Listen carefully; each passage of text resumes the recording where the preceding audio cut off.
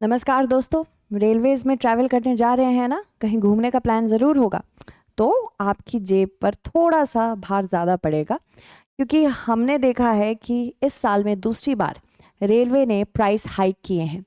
ज़्यादा नहीं किया है, पर इतना किया है कि आपको पता तो ज़रूर लगेगा। तो क्या है ये हाइक? ये 26 दिसंबर 2025 से लागू होने वाले हैं, जो कि इस वर्ष में 600 करोड़ रुपए का रेवेन्यू रेलवे को जनरेट करके देने वाले हैं। क्यों करा रेलवे ने ऐसा, ये सारी चीज़ें मैं आपको बताऊंगी।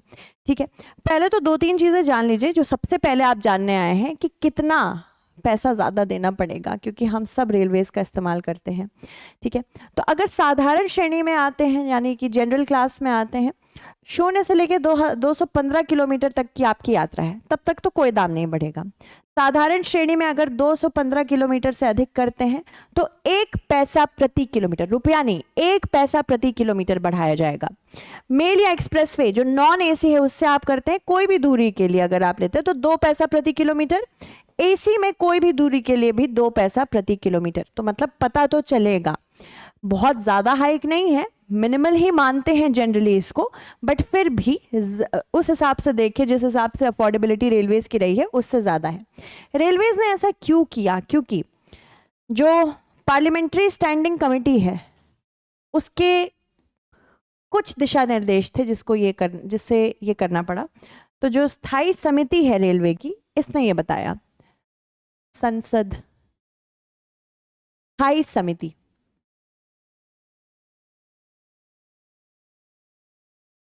इसने क्या क्या कहा था रेलवे से संबंधित? पहली चीज ये कही थी कि बढ़ोतरी तो होनी चाहिए इस हिसाब से कि एसी में जो सर्विसेज दी जा रही हैं, जो एसी में सर्विसेज दी जा रही हैं उससे बस 3.5% ही रेवेन्यू रिकवर हो रही है। इसका क्या मतलब है? हम सब ने एसी में एक बार तो ट्रैवल किया ही होगा। हमने देखा है एसी में कंफर्टर्स से लेके बाकी सारी सर्विसेज, जिसमें कभी कभी कुछ गाड़ियों में आपको एसी में खाना भी मिलता है। तो ये सर्विस है आपकी अपार्ट फ्रॉम ट्रैवलिंग। उसके हिसाब से जो फेयर, जो उसकी फीस लेती है रेलवे, उसमें बहुत डिफरेंस नहीं आ रहा है।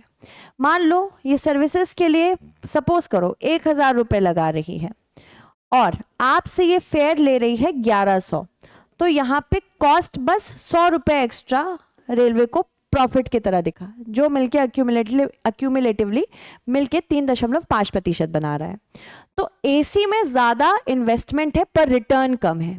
इसके रैशनलाइजेशन की ही बात की गई है, पहली रैशनलाइजेशन।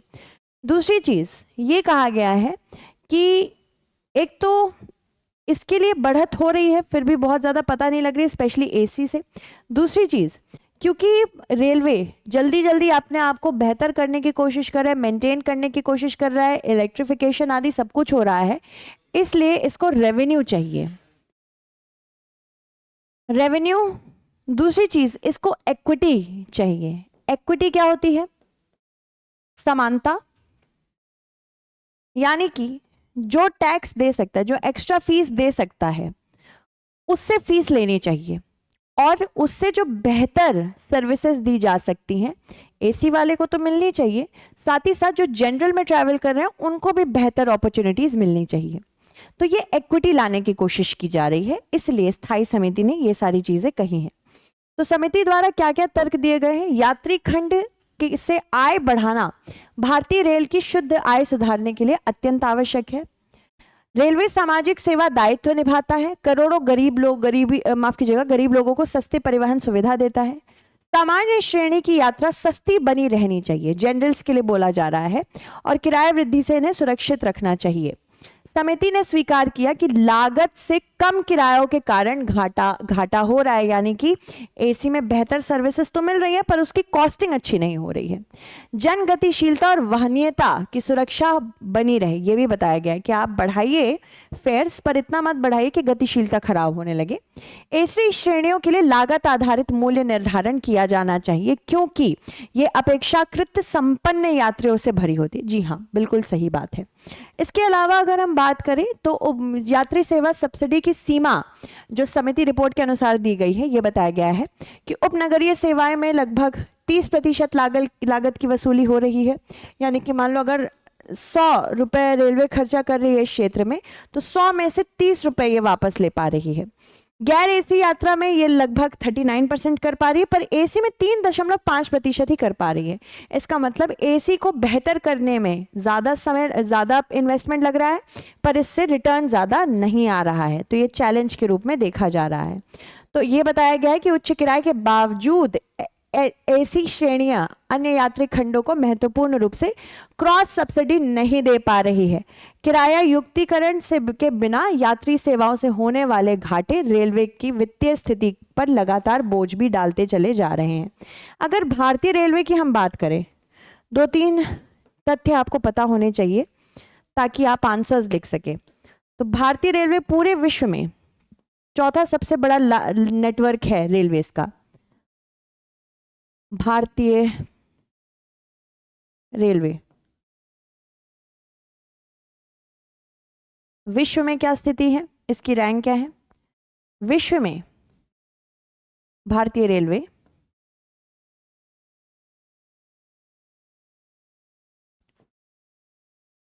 4th लार्जेस्ट नेटवर्क रखता है।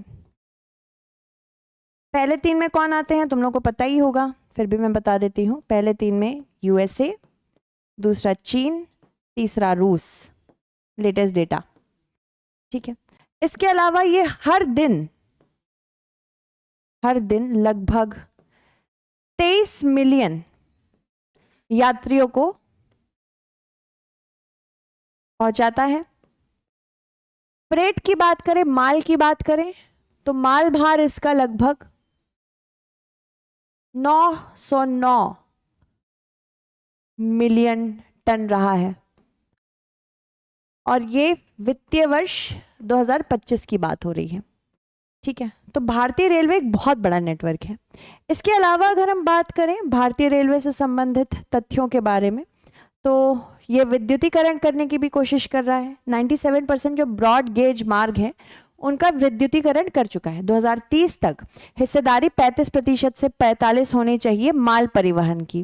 पेरिस समझौते के अंतर्गत, एनडीसी के अंतर्गत ये भी है ना कि नेट जीरो बनना है, रेलवे को भी कार्बन एमिट नहीं करना है। 2016 से 21 के बीच गंभीर दुर्घटनाएं लगभग 80% कम हुई हैं।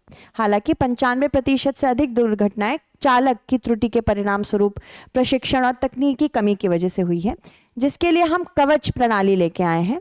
ये पूरे भारत के रेलवे सिस्टम में तो अभी नहीं लगी है, पर कोशिश हो रही है इस प्रणाली को और दुरुस्त करके लगाने की। पर कुछ मुद्दे हैं, जैसे कि भारत में बहुत ज़्यादा बोझ है रेलवे नेटवर्क के ऊपर, जितनी कैपेसिटी है उससे 150 गुना अधिक है, जिसके परिणाम स्वरूप हम मेंटेन नहीं कर पा रहे हैं रेलवेज को। सुरक्षा संबंधी चिंताएं भी हैं, क्योंकि बुनियादी ढांचे कमजोर हैं, पुरानी तकनीक का इस्तेमाल किया जा रहा है, मानव रहित लेवल क्रॉसिंग और मानवीय त्रुटि की वजह से एक्सीडेंट्स बढ़ रहे हैं। इसको कैसे ठीक करें? वित्तीय बाधाएं भी हैं, पैसा ही नहीं जनरेट हो रहा है जिससे मेंटेन कर सके रेलवेज को या इसका आधुनिकीकरण कर सके। अब संरचना विस्तार, रख रखाव, तकनीकी उन्नयन पर भी बाधाएं आ रही हैं। राजनीतिक और संगठनात्मक बाधाएं हैं। कोई भी नया प्रोजेक्ट आता है तो उसको हामी देने में और उसको फिर आगे ले जाने में भी समय लग रहा है। मानव संसाधन और सेवा गुणवत्ता संबंधी समस्याएं भी बनी हैं, जिसकी वजह से गवर्नमेंट कोशिश कर रही है रेवेन्यू और बढ़ाने की। इसके अलावा भारतीय सरकार ने कुछ प्रमुख पहल ली हैं, जैसे वित्तीय एवं प्रशासन में गतिशील किराया निर्धारण जो अब करने लगी है। केंद्र बजट और रेलवे बजट को एकीकृत कर दिया गया है। रेल अवसंरचना विकास कोष वित्त पोषण के लिए स्थापित किया गया है। दृष्टि पोर्टल बनाया गया है। इसके अलावा संगठनात्मक रूप पे भी काम किया है गवर्नमेंट ने, जैसे कि 8 ग्रुप ए सेवाओं का विलय किया गया है, जो भारतीय रेलवे प्रबंधन सेवा बन चुकी है। रेलवे बोर्ड का पुनर्गठन किया है और डिजिटलीकरण किया है ताकि पारदर्शिता बनी रहे। इसके अलावा बुनियादी ढांचे और विकास के लिए भी कार्य कर रही है गवर्नमेंट, जैसे कि राष्ट्रीय रेल योजना 2030 वर्ष 2025 तक इस प्रकार से नेटवर्क को बढ़ाना चाहती है कि ये इतने ट्रैफिक को संभाल सके। समर्पित वंदे भारत ट्रेनें भी बनाई हैं। समर्पित मालवाहक गलियारे बनाए हैं, जिसमें सिर्फ माल भार जाएगा, उसमें पैसेंजर नहीं, माल की गाड़ियां चलेंगी। तो पश्चिमी डीएफसी, पूर्वी डीएफसी, विश्व बैंक और जापान द्वारा इसे सहायता मिल रही है। तो गवर्नमेंट इस प्रकार से इन सब पे काम कर रही है। जल्दी देखिए एक प्रश्न इससे संबंधित। राष्ट्रीय रेल योजना 2030 के संदर्भ में निम्नलिखित कथनों पर विचार करें। इसका उद्देश्य वर्ष 2050 तक की यातायात मांग हेतु रेलवे अवसंरचना का निर्माण करना है। पहला, यह यात्री यातायात की तुलना में माल यातायात को प्राथमिकता देती है। तीसरा, यह पेरिस समझौते के अंतर्गत भारत की जलवायु प्रतिबद्धताओं के अनुरूप है। इसका आंसर आपको बताना है। ठीक है, so thank you so much everyone for watching this class till the very and. मिलते हैं फिर से, बाय बाय, टेक केयर।